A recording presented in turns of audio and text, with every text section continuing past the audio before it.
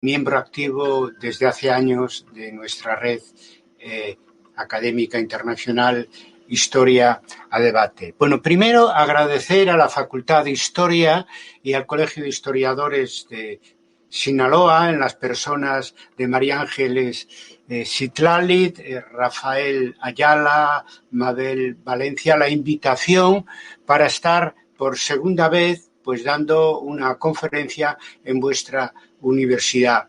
Aunque en esta ocasión, como signo de los tiempos, lo hacemos digitalmente. La vez anterior, mi conferencia fue presencial en el marco de un congreso sobre movimientos sociales en el año 2011. Aquella participación mía estuvo organizada por el profesor Rigoberto Rodríguez, que sé que me está oyendo y quiero desde aquí enviarle un saludo y deseo de mucha salud para él y para su compañera. Todos sabéis por qué lo digo, ¿verdad? Bien, en aquel momento hablé sobre la historia inmediata de los movimientos sociales desde Chiapas a los indignados, y además fue una intervención que, pasados los años, 10 años exactamente, resultó profética, sobre todo en cuanto al impacto enorme que los indignados tuvo en todo el mundo, pero muy particularmente en España, y haciendo posible el primer gobierno de tipo progresista y de coalición desde la transición española a la democracia. La conferencia de hoy es sobre la historia después de la pandemia. Aclarar primero que utilizamos historia en el doble sentido que tiene coloquialmente, es decir, la historia vivida y la historia que escribimos los historiadores. Empecemos por lo primero, la historia vivida. Valga la redundancia, estamos viviendo una catástrofe planetaria. Y no lo digo solo por los millones de personas que están muriendo o siendo contagiados en los 5 continentes de una manera, en fin, abrumadora, que no ha parado en el último año. También por lo que arrastra la pandemia y pone en evidencia. Es decir, una enfermedad global que padecemos y que incluye la economía, la política, la sociedad. 2008, la crisis financiera de 2008 fue solamente un aviso, y la crisis pandémica, pero también económica del año 2020, me temo que sea un anticipo si no se toman las medidas necesarias para lo que pueda pasar a lo largo de esta segunda década del siglo XXI. Y insisto, no hay que hablar solo de la infección, también del confinamiento. Ambos se están prolongando demasiado. Llevamos un año confinados, ¿no? Y muriendo y siendo contagiados muchos colegas, compañeros, familiares. El proceso de vacunación se inició, pero va demasiado lento. El año 2010 fue extremadamente duro, pero es que lo que nos espera no va a ser una solución de un día para otro. La vacunación, que está dando muy buenos resultados, va a durar 1 año, 2 años o 3 años, según las zonas del mundo a las que nos estamos refiriendo. La previsión es que llegue a África en el año 2023. Todo esto está creando una impronta desoladora en nuestras mentalidades, porque los historiadores y académicos en esto no nos diferenciamos del resto del mundo ¿verdad? Decía que el año 2008 fue solo un aviso y el año 2020 puede ser un anticipo si no se toman medidas de lo que suceda a lo largo de esta segunda década, ¿verdad? Al principio, es decir, hace un año, a principios del año 20, yo creo que todos pensábamos que estábamos ante un punto de inflexión, como hubo otros, desde la caída del muro de Berlín, las Torres Gemelas, etc. Con una idea difusa del cambio que podía originar la pandemia, que en sus inicios, pienso, jamás supusimos que estaríamos en esta situación un año después, ¿verdad? Pero esto se está naturalmente prolongando, decía antes, mucho, y se está demostrando que es un movimiento tectónico, ¿no? Con efectos graves en todos los ámbitos. Para la salud pública es lo más evidente, pero también el parón de la economía, el cambio radical en la manera de relacionarse las personas entre sí, los países entre sí, que ha venido para quedarse, los bandazos políticos, en fin, y la convicción que tenemos de que pese a la vacuna y a que podamos ir saliendo de esta infección generalizada, en el futuro puede haber réplicas. Con lo cual, la impronta desoladora que nos inunda nos genera preguntas angustiosas. ¿A dónde vamos? Y preguntas más racionales que tenemos que plantearnos en este contexto de crisis tan grave, ¿a dónde queremos ir? Podemos hablar de causas, de vulnerabilidades, de efectos, de peligros, de los nuevos peligros que supone la mayor pandemia que hemos vivido, no sé si en la historia, porque depende del contexto de cada momento, pero sí desde luego de este siglo que comienza. Las causas, la OMS lo tiene claro, y yo también, y muchos de nosotros también. La causa que ha originado esta gran pandemia está, en último extremo, en la agresión constante del hombre sobre la naturaleza. De manera que en el futuro puede haber nuevas pandemias o, bien dicho de otra manera, nuevas catástrofes de otro tipo, naturales, consecuencia de la acción destructiva del hombre sobre la naturaleza. Con lo cual, hoy, los acuerdos de París, a los que ahora, después de Trump, los Estados Unidos se va a unir, pues quedan cortos para resolver el problema de la crisis ecológica que ya viene del siglo pasado y que este siglo se está agravando sobremanera y que es en último término, la explicación de la pandemia, sobre todo por la vía de la deforestación y de la destrucción del hábitat, en este caso de animales que expulsados de la foresta, pues con más facilidad infectan a la sociedad humana. Lo que fueron los ratones en la época medieval, parece ser que en el caso del COVID, los murciélagos en algún lugar de Asia, ¿no? La vulnerabilidad. La mayor vulnerabilidad que demuestra la pandemia es la descoordinación global que sufrimos como consecuencia de la fragmentación política. El mundo es, sabéis que yo soy medievalista, es como un enorme reino de taifas.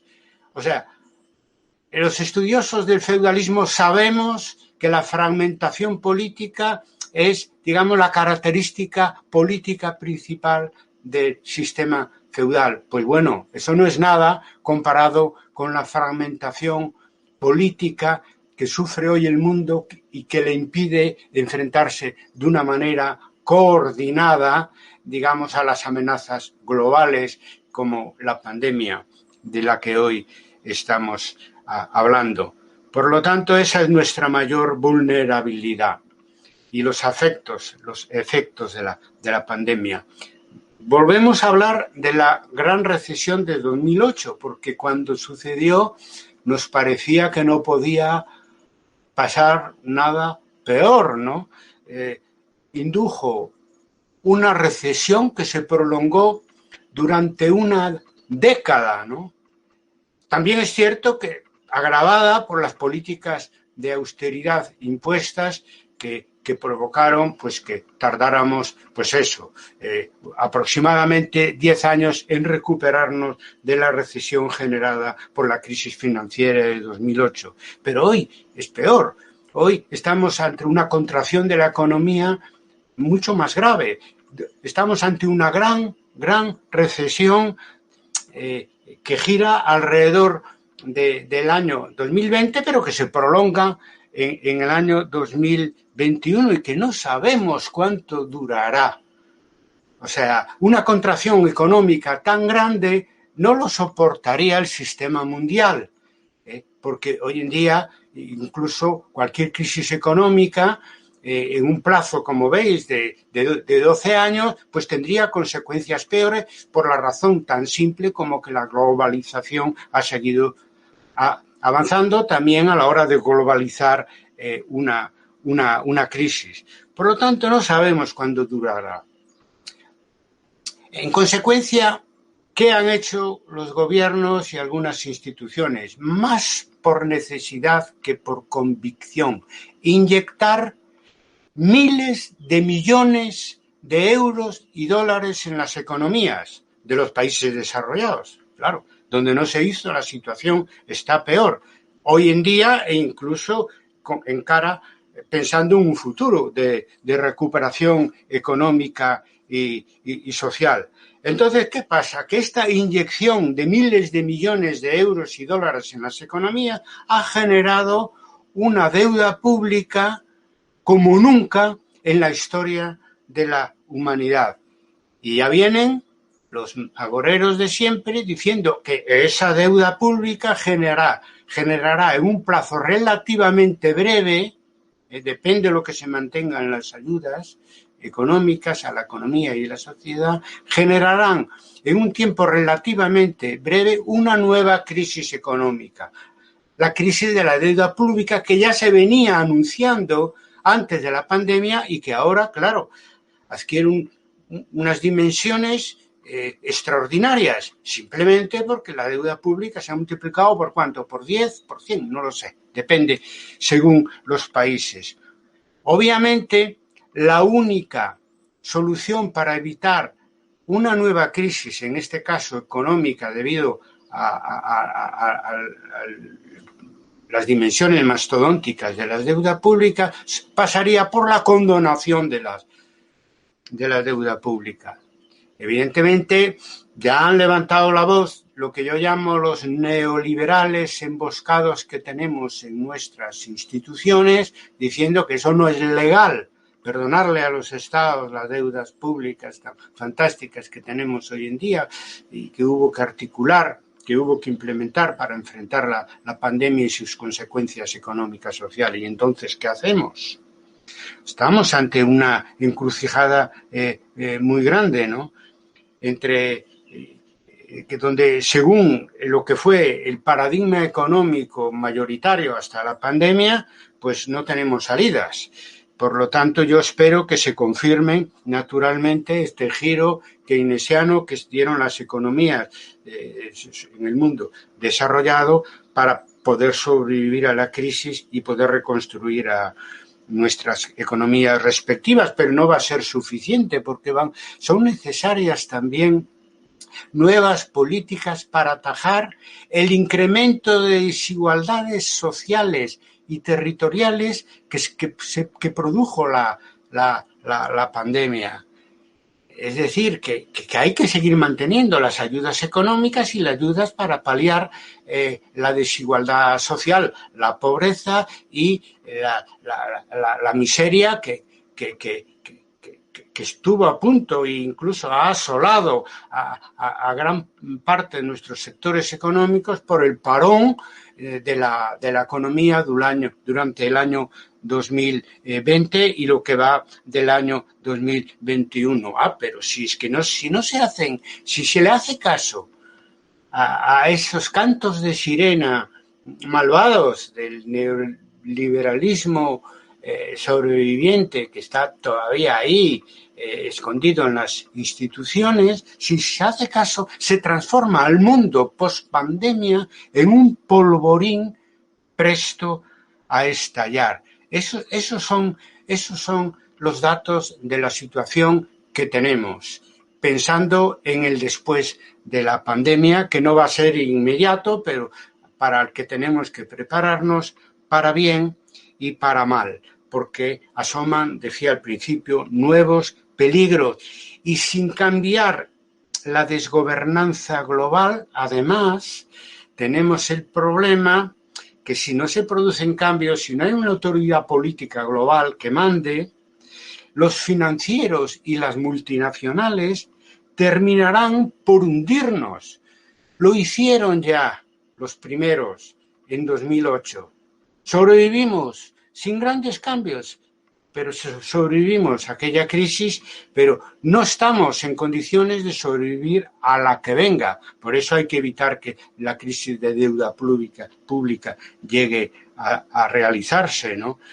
Y fijaros que ya empezamos a ver problemas, a pesar de la inyección económica de los estados hacia las farmacéuticas para que pudieran en plazo breve producir las millones y millones de vacunas que necesitamos. Ha habido problemas. El problema que se conoce más es con la AstraZeneca, ¿no?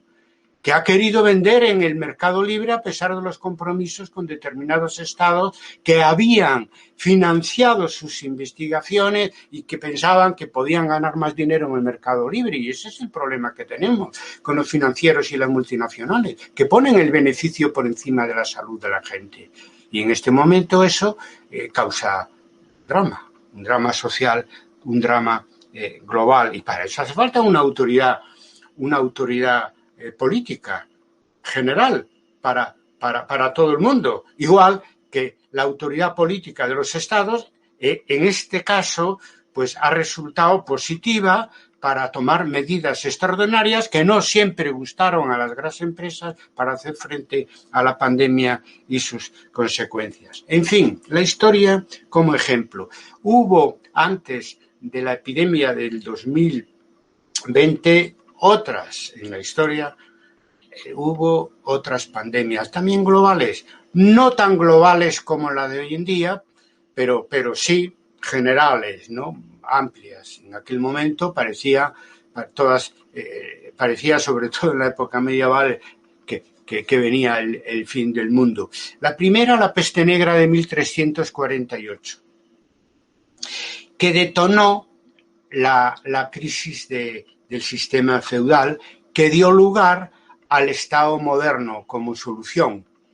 Esta es la relación causa-efecto, dicho de una manera muy resumida, de un proceso histórico que va desde la fragmentación política del feudalismo al Estado moderno y que dura siglo y medio.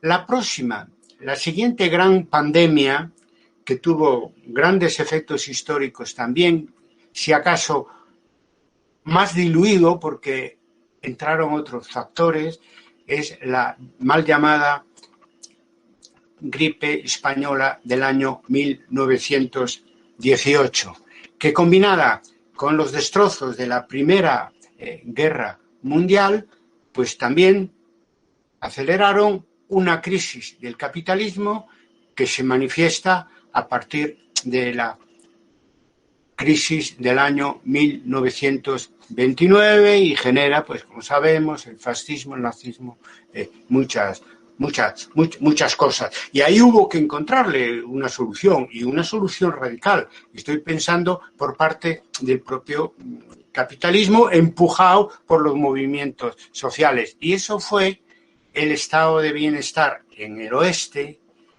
y el régimen socialista en el este, como todos sabemos. Ese proceso duró medio siglo, entre 1918, digamos, y 50 años después, donde a partir de cuando en 1973 se iniciaron los 30 años gloriosos, es decir, una recuperación económica y un desarrollo económico en Occidente que duró 30, que había durado 30 años, ¿no? Bien, pues entonces esto es, digamos, lo que pasó con la crisis del siglo XX, la crisis económica unida a una pandemia del siglo XX. Pero hoy en día, ¿qué pasa? Bueno, que todo se acelera, la globalización tiene eso, para bien o para mal acelera todo, ¿no? Y no pregunta, y no tenemos tanto tiempo. No tenemos tanto tiempo. Lo lógico, desde el punto de vista de a dónde queremos ir y de la racionalidad de la historia, sería que la crisis iniciada en el año 2020 acabara dando lugar a un estado global. Eso sería lo lógico. Pero como podéis observar, nadie lo está planteando.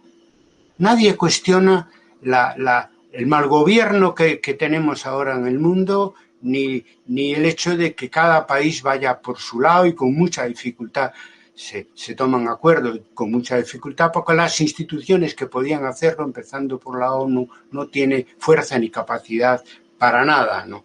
Entonces, en ese sentido, creo yo que la lógica historia llevará a que en algún momento dado se forme un Estado global, por instinto de supervivencia de la propia humanidad, porque esta no va a ser la última calamidad a la que tengamos que hacer frente, pero el camino va a ser, me temo, si no se toman medidas, lento y doloroso.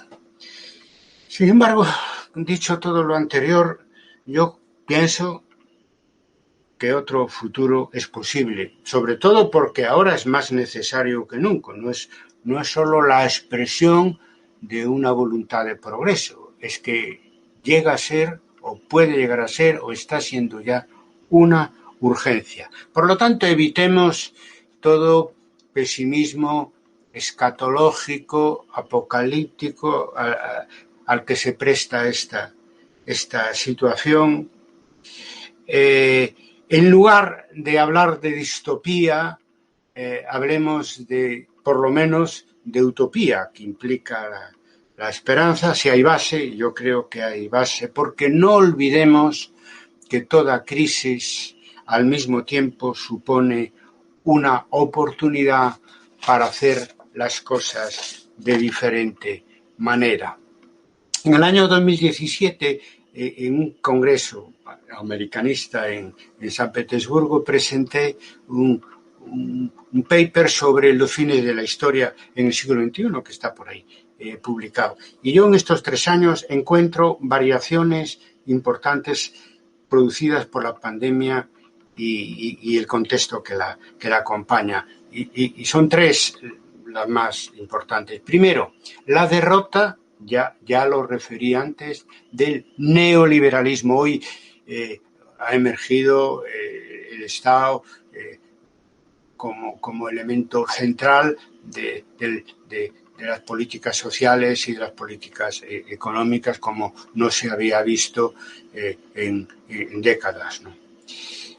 Por otro lado, también la democracia también está derrotando al autoritarismo, que era uno de los fines de la historia o una de las alternativas de futuro que yo estudiaba en el siglo XXI. Bueno, pero hay que darle toda la importancia que tiene, y no es poca, pues la derrota del golpe apoyado por el ejército en Bolivia en el año 20, y ahora, en lo que va del siglo del año 21, la derrota del golpe militar que intentó el expresidente Trump en los Estados Unidos de América. Ahora mismo ha tenido lugar otro golpe militar en la antigua Birmania, Myanmar, y yo pienso con una gran resistencia de la sociedad que reivindica el retorno a la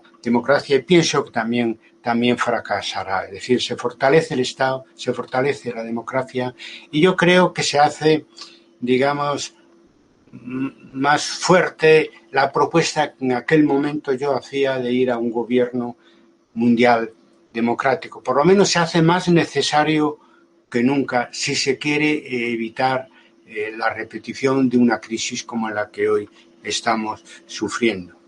En el año 2021, la parte llena del vaso, eso que decimos cuando uno es optimista, se fija en la parte llena del vaso, y cuando uno es pesimista se fija en la parte vacía del vaso. Pues bien, la parte llena del vaso se está rellenando, se está llenando gracias a las vacunas y las ayudas económicas donde las haya, claro, ¿no? Por lo tanto, yo a corto plazo, es decir, lo que toca, lo que resta de este año, la mayor parte de este año, yo soy optimista, ¿no?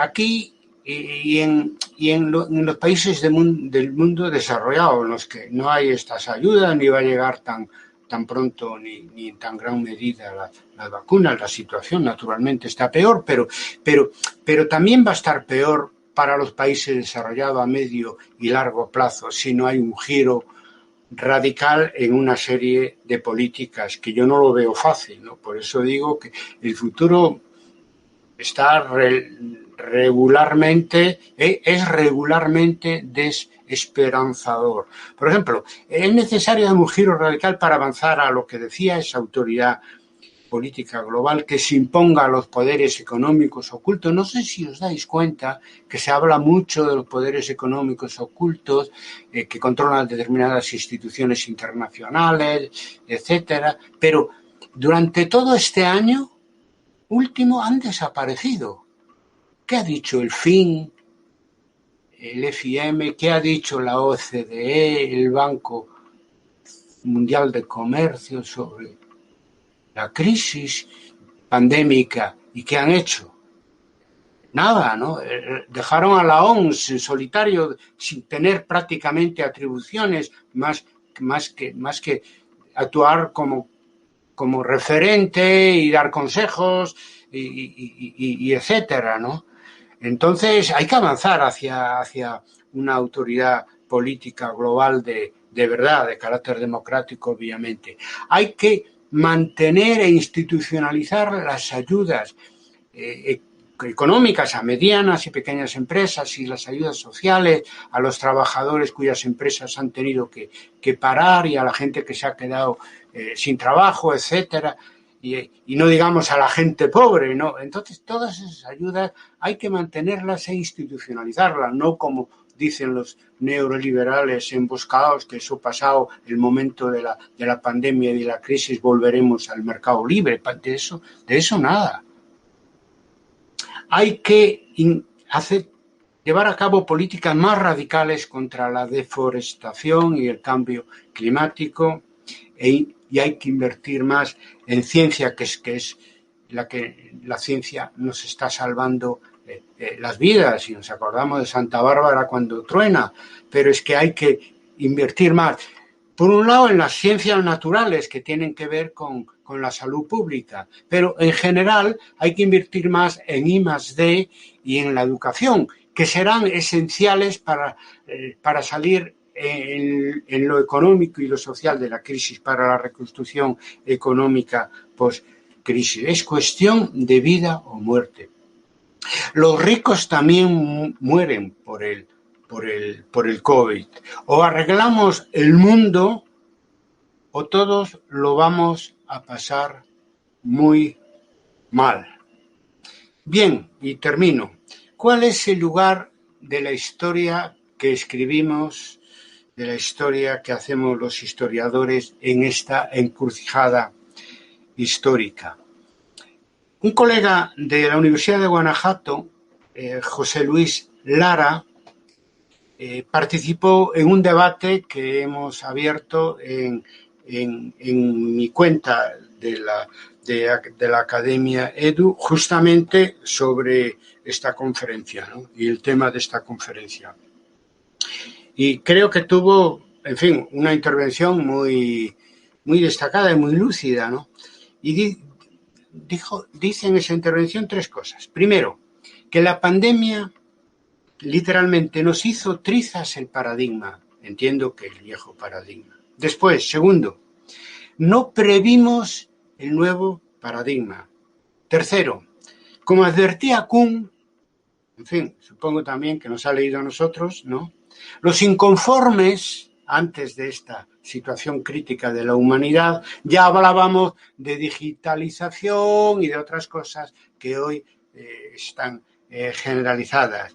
Y por último, y ahí viene la pregunta angustiosa, por eso decía, hablaba yo de una impronta desoladora de este confinamiento, de esta crisis tan prolongada en todos nosotros. La pregunta angustiosa cara al futuro es la siguiente: ¿quién empleará a los historiadores jóvenes que nosotros formamos en la universidad? Yo creo que es muy cierto todo lo que dice José Luis Lara, es sincero, es perspicaz.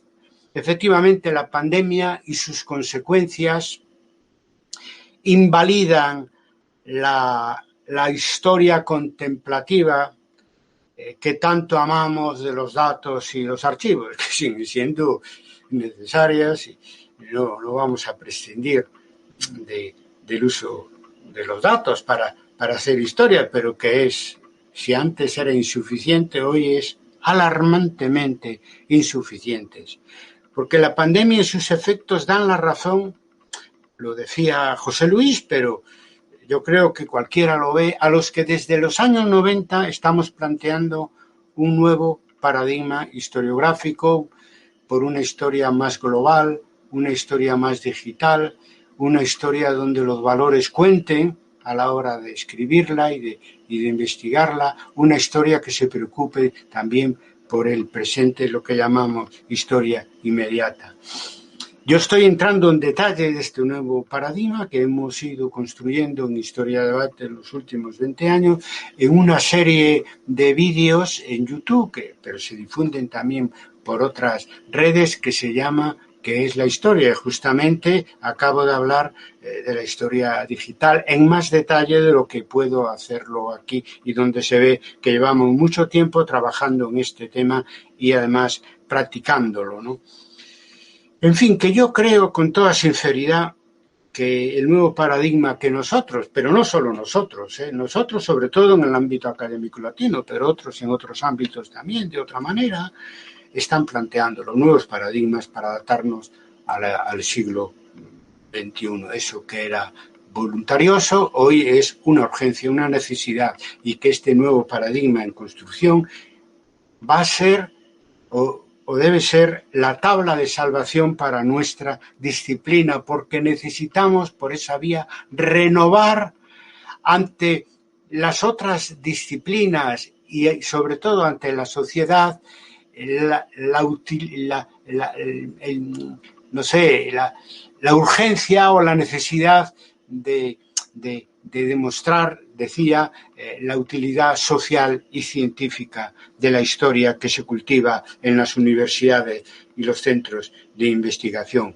En efecto, es innegable que la pandemia ha supuesto un gran impulso irreversible, en mi opinión, y ha afectado a la economía, a la sociedad, a la política y también a la academia,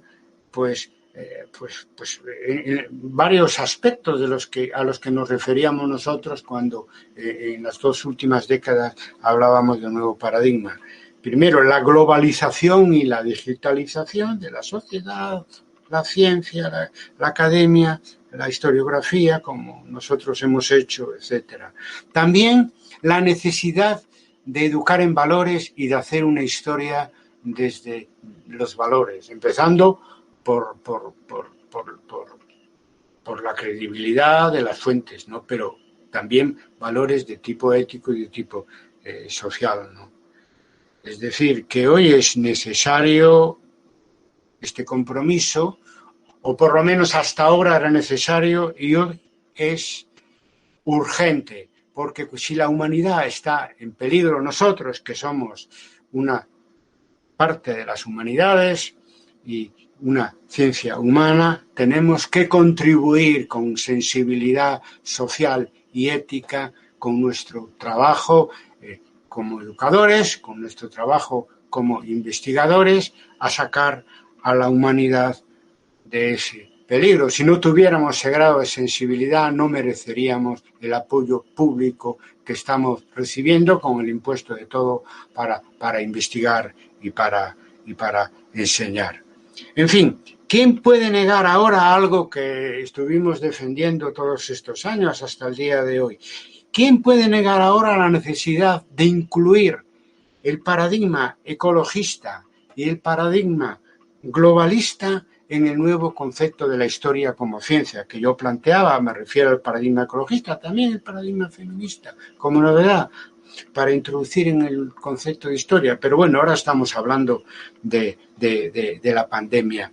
Yo ya planteé esto en el año 2002, ante el escepticismo de mucho. Hoy vemos actuar una fuerza desbocada de la naturaleza, como es el virus, y no podemos hacer historia sin introducir en el centro de nuestras inquietudes metodológicas e historiográficas la cuestión ecológica. ¿Quién puede negar también hoy, después de la pandemia, que los historiadores debemos analizar el presente y el futuro desde el pasado, lo que llamamos historia inmediata, que también generó obviamente mucha resistencia, o que el historiador tiene que preocuparse del pasado, despreocuparse del presente, y hoy no podemos despreocuparnos del presente porque el presente nos alcanzó con toda su fuerza destructiva, y tenemos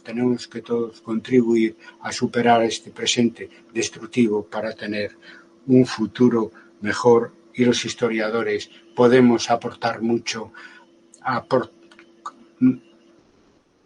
introduciendo el pasado en los análisis necesarios sobre el presente y el futuro. Bueno, nada más, abajo el COVID, viva la buena historia, venceremos.